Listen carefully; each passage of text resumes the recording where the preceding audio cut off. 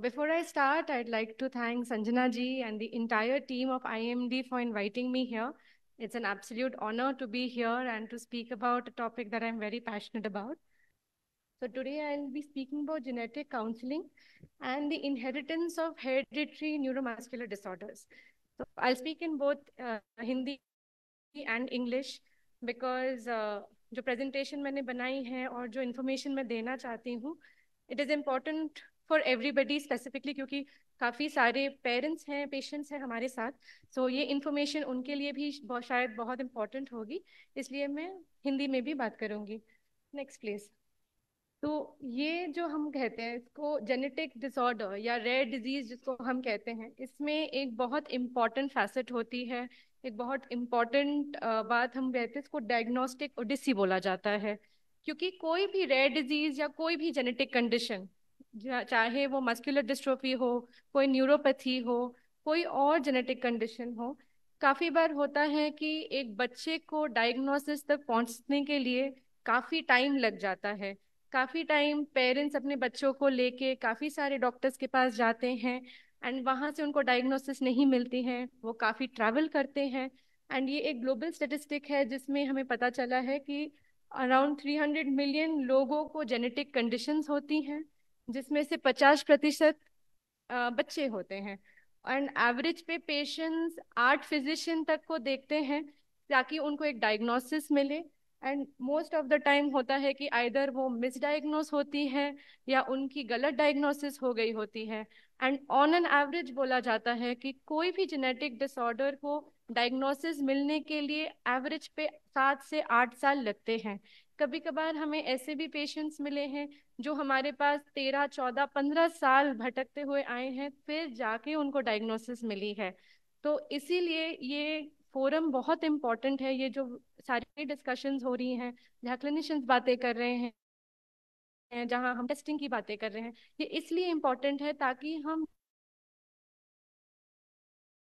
जल्द से जल्द कोई भी पेशेंट, अगर वो किसी जितनी जल्दी हम डायग्नोसिस कर सके उतनी ही जल्दी हम उनके रिहैबिलिटेशन मैनेजमेंट उस सब पे भी ध्यान दे सकते हैं. Next slide please. Next. Next. हाँ बस. नहीं, बैक कीजिए. या तो इसमें ये थोड़ा सा टेक्निकल है जेनेटिक्स, बट जो नेक्स्ट स्लाइड्स आएंगे उसके लिए मैं थोड़ा समझाती हूँ. हमारे सबके अंदर एक डीएनए बोल के चीज होती है. इस डीएनए में पूरी इंफॉर्मेशन रहती है कि एक मनुष्य कैसे सही तरीके से तैयार होता है, उनके हर अंग कैसे तैयार होते हैं, सारे अंग एक साथ मिलके कैसे एक नॉर्मल फंक्शनल ह्यूमन बीइंग या मनुष्य तैयार होता है. तो ये जो डीएनए है इसमें छोटे छोटे भाग हैं, आप देखेंगे. इसको हम जेनेटिक्स के भाषा में जीन्स कहते हैं. एक एक जीन शरीर के एक एक प्रोटीन को तैयार करती हैं. सारी प्रोटीन्स एक साथ इकट्ठे होके काम करके एक पूरी इंसान की शरीर को तैयार करते हैं. ये पूरा डीएनए जो है वो पूरा बंध के, वैसे जो ऊपर क्रोमोसोम दिखाई देता है उसमें अंदर बंध के बट के ऐसे 23 जोड़ी क्रोमोसोम हमारे अंदर होती है. तो ये जो है हमारे अंदर 20,000 से भी ज्यादा जीन्स होती हैं, जिसका क्यूमुलेटिव पूरा इंफॉर्मेशन जो होता है वो पढ़ के ही एक मनुष्य सही से तैयार होते हैं. Next slide please. नेक्स्ट. हाँ. तो इसको अगर मैं कंपेयर करना चाहूँ, ये एक पियानो की सेट के जैसे हैं. जैसे आप कोई भी जब पियानो का कोई भी की दबाते हैं तो एक अलग साउंड निकलता है, वैसे ही जीन वैसा होता है. प्रत्येक जीन का कोड अलग होता है. तो जस्ट एग्जाम्पल देने के लिए कि ये जीन एग्जैक्टली क्या होता है, अगर कभी मान ले कि मुझे पता नहीं है कि पालक पनीर कैसे बनता है, मैंने बस सबसे सुना है कि पालक पनीर बहुत बढ़िया बनता है एंड उस वो खाने में भी बहुत स्वादिष्ट होता है, पर मैंने कभी बनाया नहीं है और मैंने कभी खाया तक नहीं है. पर अगर मैं एक रेसिपी बुक खोल के उसकी रेसिपी पढूं तो फिर मुझे तो पालक पनीर बनाना आना चाहिए. Next slide please.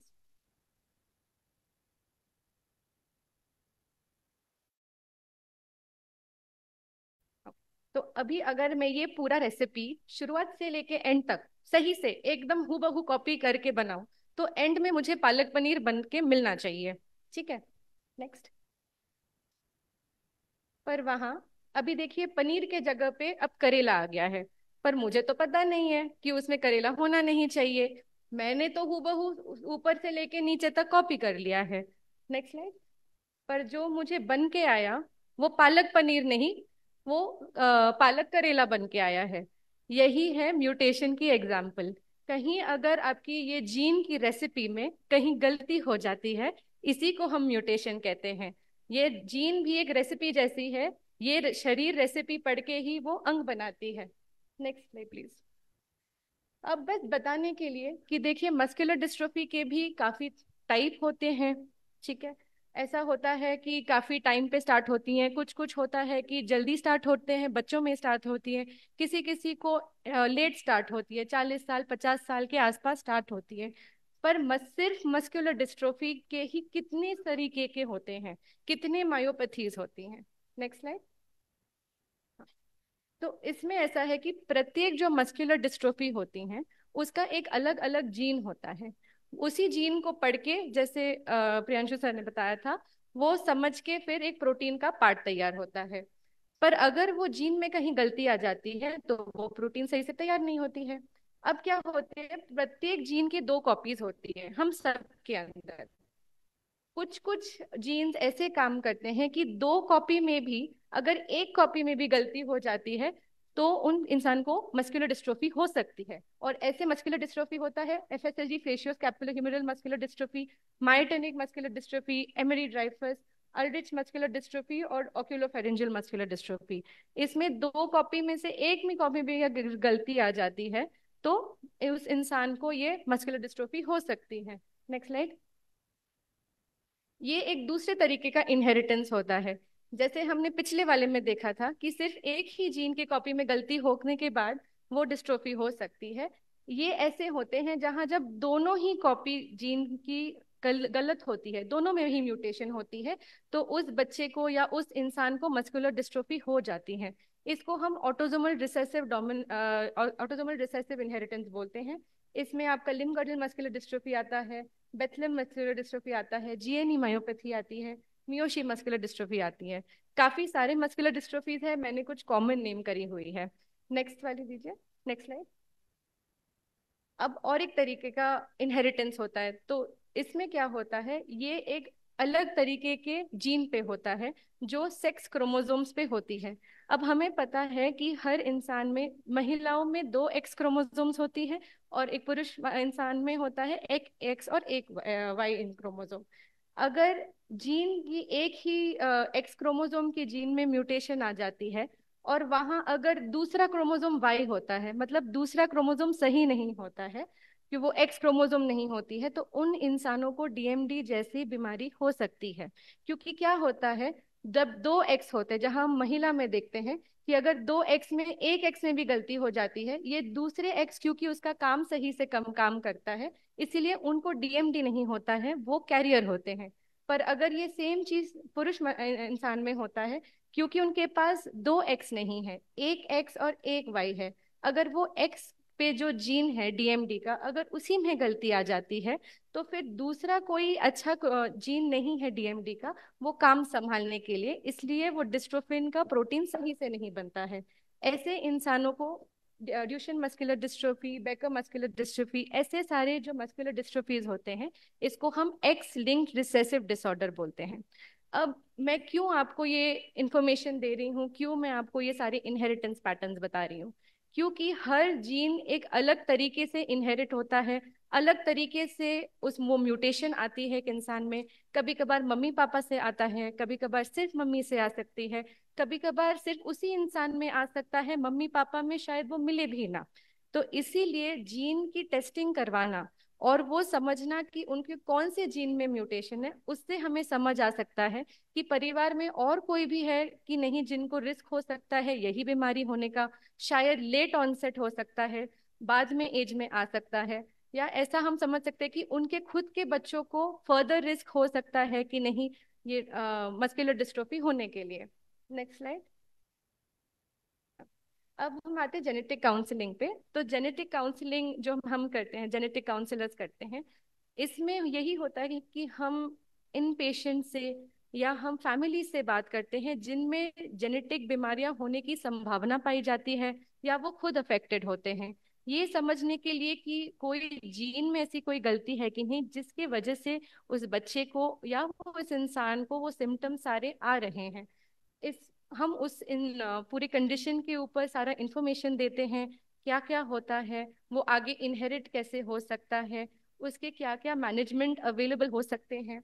ठीक है, उसके अलावा क्योंकि एक कभी भी कोई जेनेटिक कंडीशन के लिए जब कोई डायग्नोसिस आती है, उसमें मन पे बहुत बड़ा प्रभाव पड़ता है, ना सिर्फ उन इंसान को जिनको मस्कुलर डिस्ट्रोफी है, पर पूरे परिवार पे।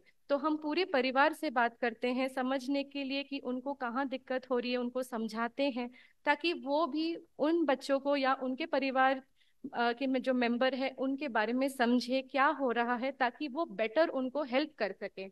और मोस्ट इम्पॉर्टेंटली हम ये समझने की कोशिश करते हैं कि कोई फर्दर रिस्क है कि नहीं, कि क्योंकि हमको एक अफेक्टेड मेंबर मिला है उस परिवार में, और कोई ऐसा हो सकता है कि नहीं कि वो भी अफेक्टेड हो सके या उनके बच्चों को हो सके। क्योंकि कभी कभार होता है कि अगर एक परिवार में किसी को मस्कुलर डिस्ट्रोफी है, कभी कभार हो सकता है कि उनकी जो भाई बहन है वो उनको पीड़ित ना होके वो लोग कैरियर हो सकते हैं, मतलब जीन की गलती कैरी कर सकते हैं जो वो अपने बच्चों को दे सकते हैं। तो वो रिस्क भी हम उनको समझाते हैं। Next slide. तो हमने जैसे बात करी थी ऑटोसोमल रिसेसिव कंडीशंस की। तो ऐसे जब ऑटोसोमल रिसेसिव मस्कुलर डिस्ट्रोफी होते हैं, मतलब दोनों जीन के कॉपी में ही गलती होती है। कोई भी एक फंक्शनल जीन नहीं होता है वो प्रोटीन बनाने के लिए जिसके वजह से वो सिम्टम्स ऑफ मस्कुलर डिस्ट्रोफी हमें उसमें दिखते हैं। यूजुअली देखा जाता है कि वो दो कैरियर पेरेंट्स से आते हैं। कैरियर का मतलब है ऐसे कोई इंसान जिसके दोनों कॉपी में से एक कॉपी में जीन की गलती हो पर दूसरी वाली बिल्कुल सही हो। क्योंकि वो दूसरी वाली जीन की कॉपी एकदम सही से फंक्शन कर रही है, उनको कुछ भी सिम्टम नहीं होता है, उनको पता भी नहीं होता है वो कैरियर होते हैं। वो जीन की गलती कैरी करते हैं, वो उनको कभी समझ भी नहीं आता है। यूजुअली ये जो ऑटोसोमल रिसेसिव मस्कुलर डिस्ट्रोफीज होते हैं जैसे लिम गर्डल मस्कुलर डिस्ट्रोफी, उसमें देखा जाता है कि मम्मी एवं पापा दोनों कैरियर जब होते हैं तभी एक 25% तक का रिस्क होता है उनके हर प्रेगनेंसी या हर बच्चे को ये मस्कुलर डिस्ट्रोफी होने के लिए। तो इसीलिए अ, ये हम रिस्क असेसमेंट जब करते हैं, जब हम किसी अफेक्टेड इंडिविजुअल से बातें करते हैं या उनकी फैमिली से बातें करते हैं, हम समझने की कोशिश करते हैं कि उस फैमिली में और कौन है at risk, if not to be affected, पर शायद वो मम्मी पापा जैसे कैरियर हैं। क्योंकि दोनों में ही एक एक जीन कॉपी गलत है, हो सकता है कि सिर्फ एक जीन कॉपी कहीं कोई एक सिबलिंग में चला जाए, या जिन लेडी कैरियर है मतलब मदर अगर कैरियर है, उनके कोई भाई बहन में वो कैरियर हो, या फादर के तरफ उनके कोई भाई बहन में वो कैरियर हो। इससे हम अगर समझ सकते हैं, अगर हम वो सेम जीन की गलती जो हमें अफेक्टेड बच्चे में मिला है उनमें टेस्ट करें, हमको पता चलता है कि शायद उनमें फर्दर रिस्क हो सकती है। तब हम उनके जो पार्टनर है, मतलब उनके जो अगर जो मदर है, उनके बहन के हस्बैंड को भी हम परीक्षा करवाए, हम देख सकते हैं अगर वो भी कैरियर है तो हम उनको पहले से बता सकते हैं कि एक 25% तक का रिस्क है आपके हर प्रेगनेंसी में ऐसे मस्कुलर डिस्ट्रोफी होने के लिए। तो ये एक टेस्ट से आपकी पूरी परिवार में बहुत हेल्प हो सकती है समझने के लिए कि और कोई रिस्क पे हो सकता है या उनके बच्चों को ये सेम मस्कुलर डिस्ट्रोफी होने का रिस्क है कि नहीं। Next slide. हम्म। या ठीक है, इसमें next slide, on to the next slide. Autosomal dominant जो डिसऑर्डर्स होती हैं, जैसे हमने ऑटोसोमल रिसेसिव के बताए हैं, उसमें एक ही जीन में गलती होती है जिसके वजह से एक इंसान को मस्कुलर डिस्ट्रोफी हो सकता है। यूजुअली होता है, देखा जाता है कि सिर्फ उसी इंसान में वो गलती मिलती है, हर इंसान वो मम्मी पापा से नहीं आता है। कभी कभार हो सकता है कि वो एक अनअफेक्टेड पेरेंट में भी वो म्यूटेशन रहे, तो तब उसके हिसाब से हम बताते हैं कि एक 50% तक का रिस्क है हर प्रेगनेंसी में बच्चे का अफेक्ट होने का। सो इसमें क्या होता है, उनको हेल्प हो जाता है उनके आगे की परिवार प्लानिंग के लिए। इन केसेस जहाँ मम्मी पापा कोई अफेक्टेड बच्चा है उनको मस्कुलर डिस्ट्रोफी है पर उनके मम्मी पापा में ये गलती नहीं मिली है, तो हम कहते हैं कि less than 1% risk of recurrence है। बट फिर भी अगर वो प्रेगनेंसी प्लान करना चाहे, हम फिर भी प्रीनेटल टेस्टिंग, मतलब जब लेडी गर्भवती होती है हम फिर भी उनकी बच्चे की परीक्षा करके देखते हैं कि बच्चे को वो सेम मस्कुलर डिस्ट्रोफी होने का चांस है कि नहीं। एंड इन केसेस में बहुत इंपॉर्टेंट हो जाती है कि जो इंसान अफेक्टेड है उनके सिबलिंग्स की भी हम टेस्टिंग करवाएं, देखने के लिए कि वो भी वो जीन की गलती कैरी करते हैं कि नहीं, क्योंकि हो सकता है कि बाद उनका शायद उसी टाइम पे डिसऑर्डर ना हो, बट थोड़ी बाद में लेटर एज पे हो सकता है। Next, next slide, next slide. X-linked recessive में यूजली देखा जाता है कि ये कैरियर मदर से वो आता है। एक 25% रिस्क होता है कि एक बच्चे अफेक्टेड पैदा हो। एंड यूजुअली देखा जाता है कि 50% of male babies he affect होती हैं इससे, क्योंकि डीएमडी जैसे केसेस में देखा जाता है कभी कभार कि मम्मी कैरियर नहीं होते हुए भी उनके बच्चे में वो जीन की गलती मिली हुई होती है। हम उसको डी नोवो कहते हैं, और इस केस में लेस देन 1% रिस्क होता है रेकरेंस की। बट फिर भी हम, अगर वो मदर वापस प्रेगनेंसी प्लान करना चाहे, हम फिर भी उनको प्रेगनेंसी के दौरान टेस्टिंग के लिए बोलते हैं। और मोस्ट इम्पॉर्टेंटली जो अफेक्टेड इंडिविजुअल होती हैं, उनके अगर कोई फीमेल सिबलिंग्स है, उनमें भी जीन की टेस्टिंग करवानी जरूरत होती है, देखने के लिए कि वो कैरियर है कि नहीं, क्योंकि ये यूजुअली कैरियर मदर से ट्रांसफर होते हैं। Next slide, next, next. तो आप इसको भी स्किप कर दीजिए, मैं ऐसे बोल देती हूँ। तो जैसे हमने ये कहा था, प्रीनेटल जेनेटिक डायग्नोसिस का मतलब है कि अगर हमको पता चलता है कि एक कपल को रिस्क है उनके बच्चों को मस्कुलर डिस्ट्रोफी होने के लिए, तो हम उनकी ऑनगोइंग प्रेगनेंसी में परीक्षा करके देख सकते हैं कि बच्चे को मस्कुलर डिस्ट्रोफी का वही जीन की गलती मिली है कि नहीं। बट उसके लिए वो जीन की गलती पकड़ना बहुत जरूरी है। अगर एक अफेक्टेड बच्चा है, उसमें वो जीन की गलती निकाल के फिर मम्मी पापा में टेस्टिंग करके फर्दर टेस्टिंग की जाती है। अगर पता चलता है कि जो ऑनगोइंग प्रेगनेंसी है उसमें बच्चे में वो सेम गलतियां मिली है जिसकी वजह से मस्कुलर डिस्ट्रोफी होने की संभावना है, तो एक इन्फॉर्म चॉइस लेने की कपल्स के पास एक ऑप्शन रह जाती है। इसको हम प्रीनेटल जेनेटिक डायग्नोसिस कहते हैं। नेक्स्ट स्लाइड, इसको दो बार स्किप कर दीजिए। और एक ऑप्शन हमें होता है कि अगर हमें प्रेगनेंसी के दौरान ये टेस्टिंग नहीं करवानी है, आईवीएफ के थ्रू एक पीजीटी कोई टेस्टिंग होती है।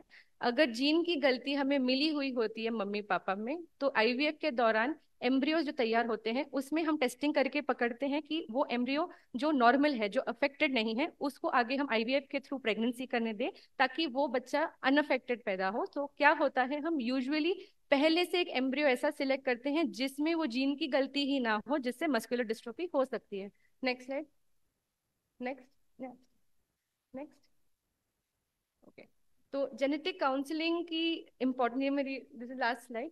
तो जेनेटिक काउंसलिंग की जो इम्पोर्टेंस है ये इसलिए है क्योंकि एक तो एक डिजीज की जो जेनेटिक फैक्टर है वो समझने के लिए, वो किस जीन में गलती हो रही है उसके लिए, और भी इम्पोर्टेंट ये है कि जो अफेक्टेड इंडिविजुअल हो उनको डायग्नोसिस मिले। अगर परिवार में और कोई अफेक्ट हो सकता है उनके बारे में हम जानकारी दें ताकि वो सतर्कता बरतें, वो डॉक्टर से मिले, उनको हम सर्विलेंस पे रखें। अगर पता चलता है कि कोई और फैमिली में कैरियर हो सकता है जिसके जिसके साथ हो सकता है कि उनके बच्चे को रिस्क हो, कभी कभार होता है कि हम उनके पार्टनर को भी, उनके हस्बैंड या वाइफ को हम टेस्ट करते हैं देखने के लिए कि वो भी कैरियर है कि नहीं। अगर दोनों कैरियर निकलते हैं जैसे एलजीएमडी के केसेस में, तो हम बोलते हैं 25% रिस्क है उनके बच्चों को होने के लिए। इसीलिए परिवार की टेस्टिंग करवाना बहुत जरूरी है, और ये काउंसलिंग की एक बहुत बड़ी पार्ट है, क्योंकि हम सिर्फ अफेक्टेड इंडिविजुअल से बात नहीं करते हैं, हम पूरे परिवार को साथ लेके चलते हैं। ठीक है, नेक्स्ट स्लाइड। हाँ, इसके साथ साथ जेनेटिक काउंसलिंग में अदर देन इन फैमिली की काउंसलिंग और इंडिविजुअल की काउंसलिंग इम्पॉर्टेंट है कि आगे अगर वो बच्चा करना चाहें, फैमिली प्लानिंग करना चाहें, उसके ऑप्शंस हम उनको बताते हैं। अगर काफी थोड़े कुछ केसेस में होता है कि अगर बहुत ही ज्यादा हाई रिस्क है जिसमें पीजीटी और प्रीनेटल डायग्नोसिस के ऑप्शंस पॉसिबल शायद नहीं है, तो उन केसेस में भी हम कर सकते हैं कि आईवीएफ स्पेशलिस्ट से बात करके हम डोनर की बातें कर सकते हैं। जेनेटिक काउंसलिंग से ये भी हम पता कर सकते हैं कि हर बीमारी के कैसे अलग सिम्टम्स हो सकती हैं। काफी बार होता है कि किसी इंसान को कुछ सिम्टम्स आए हैं, दूसरे परिवार मेंबर को कुछ और आए हैं, सिवियरिटी वेरी कर सकती है। कभी कभार ऐसा भी हो सकता है कि एक जीन की गलती किसी में हो, कोई एक इंसान में, पर वो उनको कोई उनके कोई सिम्टम्स ना आके उनके बच्चों को जब आए वो सिम्टम्स आ सकते हैं। इसीलिए जीन की इनहेरिटेंस समझना, कौन से जीन में है वो समझना जरूरी है ताकि हम पूरे परिवार को हेल्प कर सके। और मोस्ट इम्पॉर्टेंटली जो है कि हम at the end of the day genetic counselling से इन्फॉर्म चॉइस की प्रमोशन करते हैं, कि at the end of the day patient समझे कि उनके साथ क्या म्यूटेशन आई है, उसका मतलब क्या है, कैसे आगे वो अपनी जिंदगी जी सकते हैं। अगर वो अपनी बाद में फैमिली प्लान करे तो उसके लिए क्या ऑप्शंस हो सकते हैं, अगर वो अपने बच्चों में रिस्क जानना चाहे। ओके।